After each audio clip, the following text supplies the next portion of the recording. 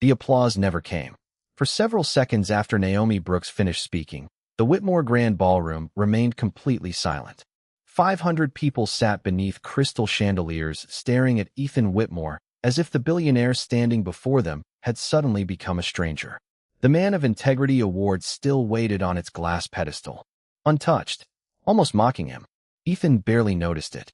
His eyes were fixed on the young man standing near the back of the ballroom. Caleb Brooks, 15 years old, tall, composed, wearing a black suit that fit him with the awkward elegance of a boy growing faster than his clothes could follow. But it was his eyes that Ethan could not escape. Gray. The same gray Ethan saw every morning when he looked into a mirror. For 15 years, Ethan had believed Naomi Brooks had walked away from him. For 15 years, he had convinced himself that she had chosen money over love, disappeared after humiliating him, and never cared enough to explain. Now he knew the truth. She had tried.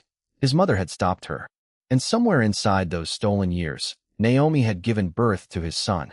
Ethan stepped away from the stage. Caleb. The boy did not answer. Ethan took another step. Naomi immediately moved between them. Not aggressively, not dramatically. She simply stood there. And somehow that quiet movement stopped one of the most powerful men in Manhattan more effectively than an army of security guards ever could. Not here, Naomi said. Ethan looked at her.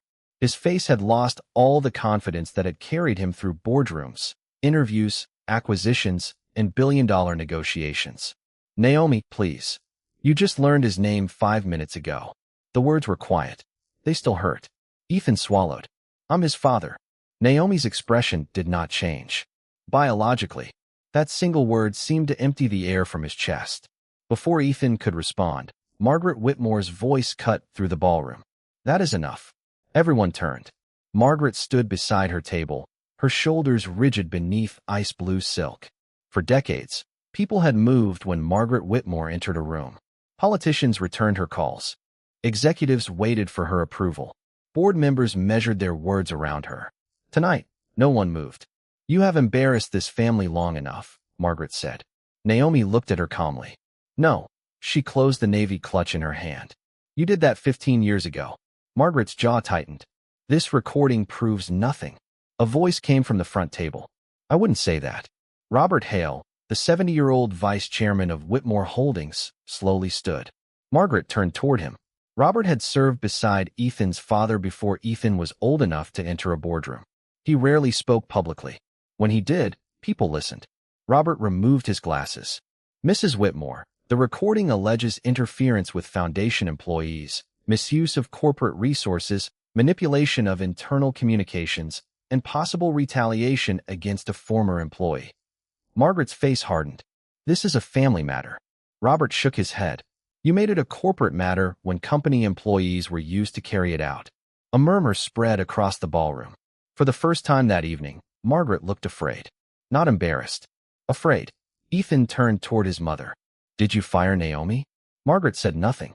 Did you order the foundation to terminate her? Still nothing. Ethan's voice dropped. Did you block her calls? Margaret finally looked at him. I protected you. Ethan laughed once. There was no humor in it. You protected me? His eyes moved toward Caleb. From what? Margaret followed his gaze. Her expression changed. Only slightly. But Naomi saw it. And so did Ethan. From him. Margaret lowered her voice. From a mistake that would have changed your entire future. Caleb's face tightened. Naomi moved closer to her son. Ethan stared at his mother as if something inside him had finally broken beyond repair. He is my future. Margaret blinked. No, Ethan. Whitmore Holdings is your future. That was when Naomi understood something. Margaret had learned nothing. 15 years had passed. Businesses had risen. Children had grown.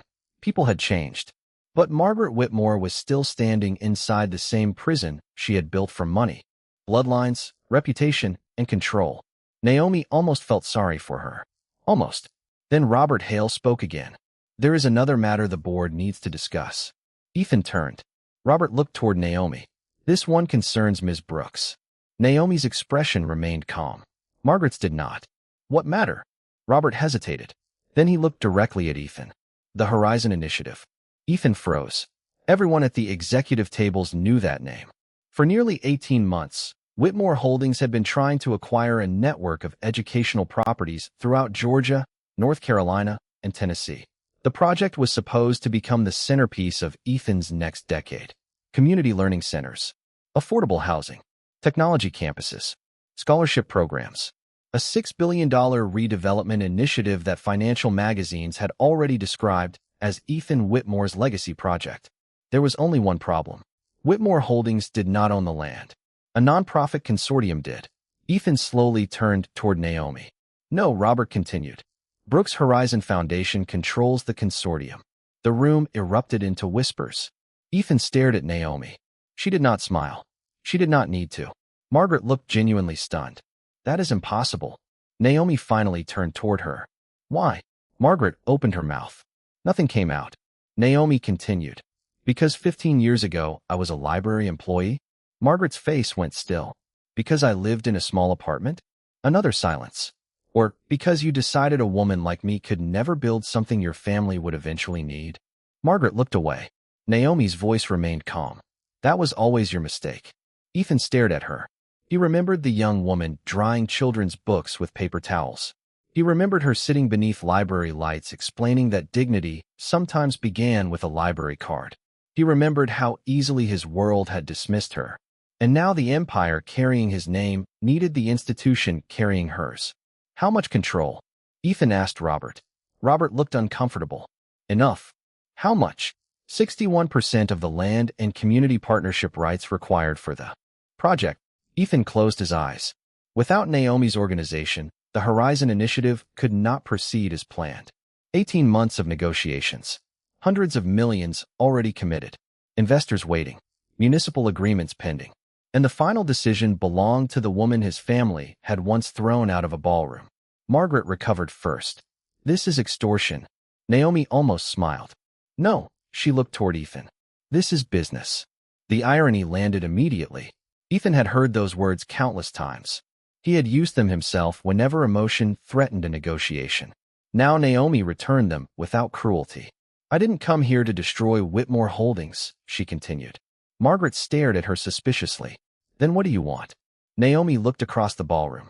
At the donors, the executives, the cameras, the awards celebrating integrity. Then at Caleb.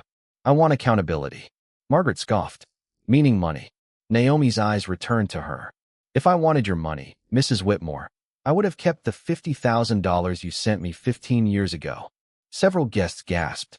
Margaret went pale. Naomi continued. I tore it in half. Ethan looked at his mother.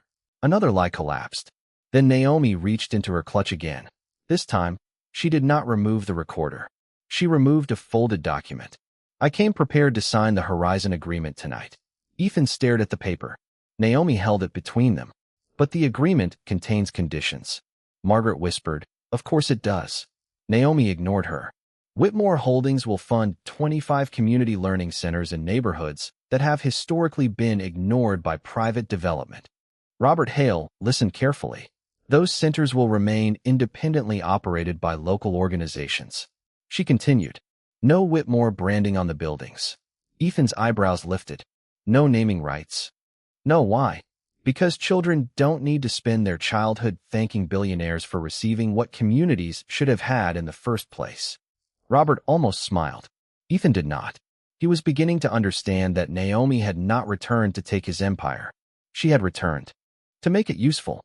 And the final condition? Ethan asked. Naomi looked at Margaret. An independent investigation into what happened 15 years ago. The ballroom went silent again. Every email. Margaret stiffened. Every payment. Vivian looked toward the exit. Every employee involved. Vivian stopped moving. Naomi noticed. So did Ethan. His eyes narrowed. Vivian. She looked at him. For the first time all evening, the polished society woman seemed frightened. Ethan remembered Elaine's recording. Vivian Clark had been sitting in Margaret's office. Silent, but present. What did you know? Vivian's lips parted. Ethan, what did you know? Margaret stepped forward. Do not answer that. Vivian looked at her. Something passed between the two women. 15 years of loyalty. 15 years of secrets. And perhaps 15 years of fear. Then Vivian did something Margaret clearly did not expect. She sat down, opened her silver evening bag, and removed a small envelope. Margaret's face changed instantly. Vivian. Vivian stared at the envelope in her hands. I kept telling myself I wasn't responsible. Ethan said nothing. I told myself it was your mother's decision. Her voice trembled. I told myself Naomi would recover. Naomi watched quietly. Vivian looked toward Caleb. But then I learned about the baby. Ethan stopped breathing. Naomi's eyes narrowed. What? Vivian looked at her. I knew. The words barely escaped. I knew you were pregnant. Caleb looked at his mother. Naomi went completely still. Margaret moved toward Vivian. Enough. Robert Hale stepped between them. No, Mrs. Whitmore. Vivian's hands shook as she opened the envelope. Inside was a yellowed piece of paper. A letter. I found this in Margaret's office 15 years ago. Ethan stared at it. What letter? Vivian looked at Naomi. Yours. Naomi's face changed for the first time that night. Not fear. Recognition. She remembered writing it. 3 pages. Sitting alone at her kitchen table in Atlanta before Caleb was born. She had written Ethan everything. The pregnancy. The doctors. The fear. The fact that despite everything, she believed he deserved to know he was going to become a father. She had mailed it to Whitmore Holdings because every other path had been blocked. Naomi whispered, You had my letter? Vivian nodded. I was supposed to destroy it. Ethan looked like he might collapse. But I couldn't. Vivian handed it to him. The paper trembled between Ethan's fingers. 15 years disappeared. The billionaire. The chairman. The man newspapers called untouchable. All of it disappeared. He was simply a man holding a letter from a woman he had loved. A letter telling him his son was coming. And he had never read it.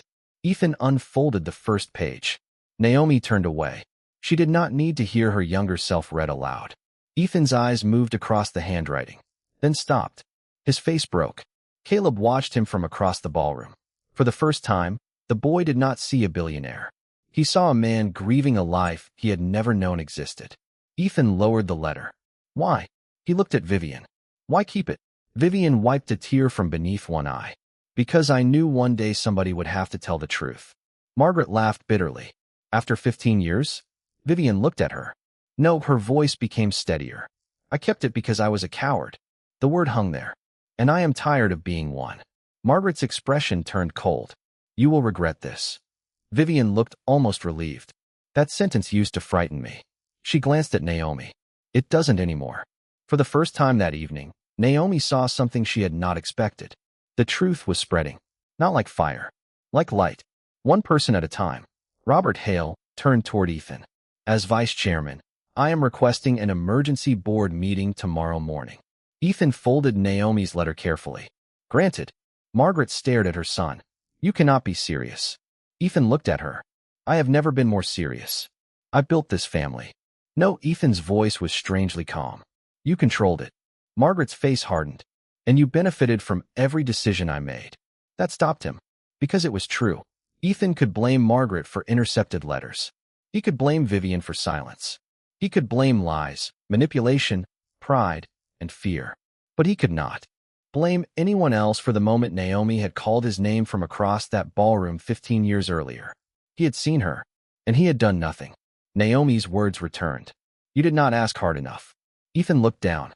You're right. Margaret blinked. He lifted his eyes. You lied to me. His voice cracked slightly. But I let you make silence easier than courage. Naomi heard it. So did Caleb. It was the first thing Ethan had said all night that sounded less like an excuse and more like responsibility. Margaret picked up her evening bag. You will all regret humiliating this family. She walked toward the exit. No one stopped her. No one followed. And when the ballroom doors closed behind Margaret Whitmore, there was no applause. Only consequence. The gala ended 20 minutes later. Reporters crowded the hotel entrance. Board members disappeared into private rooms. Phones rang across Manhattan. By midnight, clips from Naomi's speech were spreading online. By 1 in the morning, 3 major newspapers had suspended publication of their planned stories celebrating Ethan's Integrity Award. By sunrise, Whitmore Holdings had announced an independent investigation. But none of that mattered to Ethan as much as the boy sitting alone in the hotel's library. Caleb had escaped there after the ballroom emptied. Perhaps without knowing the history. Perhaps because children often find their way toward the places where their parents first became themselves. Ethan found him beside a tall window overlooking Fifth Avenue. He stopped at the doorway. Can I come in? Caleb did not turn around. You own the hotel. Ethan almost smiled. Right now, that doesn't feel like permission. Caleb finally looked at him. Then ask. The word struck Ethan immediately. Ask. Something he should have done 15 years ago. May I come in? Caleb nodded. Ethan entered. He did not sit beside him. He chose the chair across from him. For several seconds, neither spoke. Then Ethan said the only thing that seemed honest. I don't know how to do this. Caleb looked at him. Do what? Be your father. Caleb's expression tightened. You're not. Ethan absorbed the words. No, he nodded slowly. I'm not. Caleb had expected an argument. Instead, Ethan continued. A father knows what his son wanted for his 8th birthday. Silence. A father knows what subject he hates. Caleb looked down. A father knows when he first broke his arm, what food he refuses to eat, who his best friend is, what makes him laugh when he's trying not to. Ethan swallowed. I don't know any of those things. Caleb looked back at him. So what do you want? Ethan thought carefully. Permission to learn. Caleb's eyes filled, but he refused to let the tears fall. And if I say no? Ethan looked at him. Then I live with no. No threats. No lawyers. No Whitmore influence. No demand based on blood. Caleb studied him for a long time. Then he asked, Did you love my mother? Ethan's answer came immediately. Yes. Caleb shook his head. That's not what I asked. Ethan frowned. I asked if you loved her. I did. Then why didn't you choose her? There it was. The question Ethan had spent 15 years avoiding. He could have blamed Margaret. He could have blamed pressure. The company. The engagement. The photographs. Instead, he looked at his son. Because I was weak when courage mattered. Caleb's eyes remained on him. Ethan continued. And your mother paid for it. He looked down at Naomi's old letter still folded carefully in his hand. So did you. Caleb said nothing. Ethan stood. I won't ask you to forgive me. He walked toward the door. Then Caleb spoke. I hate mushrooms. Ethan stopped. He turned around. Caleb was looking toward the window again. What? Mushrooms? A tiny smile appeared at the corner of Caleb's mouth.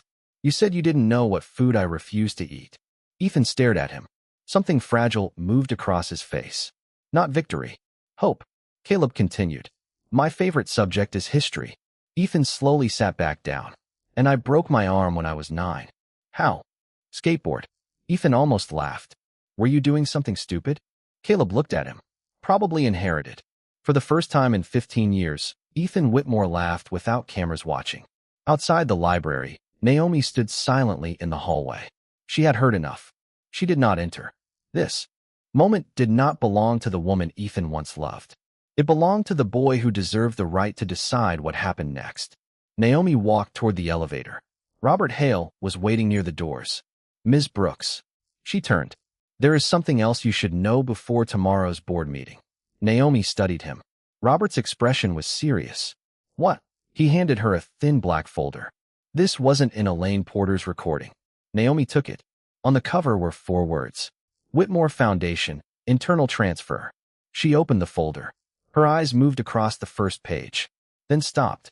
15 years earlier, just days after Naomi had been fired, millions of dollars had been transferred out of the community literacy program where she worked. The authorization carried Margaret Whitmore's signature. But beneath it was another name. A name Naomi recognized immediately.